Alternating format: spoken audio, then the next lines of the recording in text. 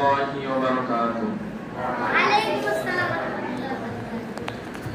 অত্যাচার জামিয়া রহমানিয়া ইহসানিয়া মাদ্রাসার কর্তৃক আয়োজিত আজকের সেমিনারের সম্মানিত সভাপতি, বিজ্ঞ বিচারক মণ্ডলীর সুদক্ষ পরিচালক ও আমার সামনে উপবিষ্ট বিভিন্ন এলাকা থেকে আগত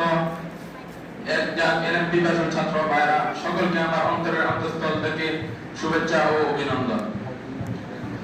আজকে মাদ্রাসার পক্ষ থেকে আমাকে যে বিষয় নির্ধারণ করে দেওয়া হয়েছে তা হলো সালামের গুরুত্ব ও ফজিলত।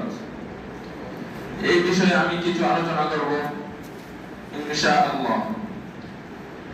প্রিয় উপস্থিতিগণ, আল্লাহ তাআলা পবিত্র কোরআন মাজিদে বলেন, ওয়া ইযা হুয়িতুম বিতাহিয়াতিন ফাহাইয়ু বিআহসানা মিনহা আও রুদ্দুহা ইন্নাল্লাহা কানা আলা কুল্লি শাইইন হাসিবা।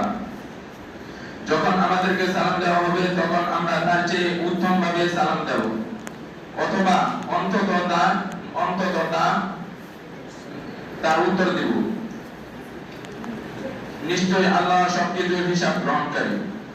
প্রিয় উপস্থিতিগণ, হুজুর পাক সাল্লাল্লাহু আলাইহি ওয়াসাল্লাম হাদিস শরীফে আরো বলেন, আফসুস সালাম, তোমরা সালাম প্রচার করো। আমরা সকলে বেশি বেশি সালাম প্রচার করব, বেশি বেশি সালাম দিব। ছোট বড় সামনে যেই করুক তাকে সালাম দিব। আসসালামু আলাইকুম ওয়া রাহমাতুল্লাহি ওয়া বারাকাতুহু।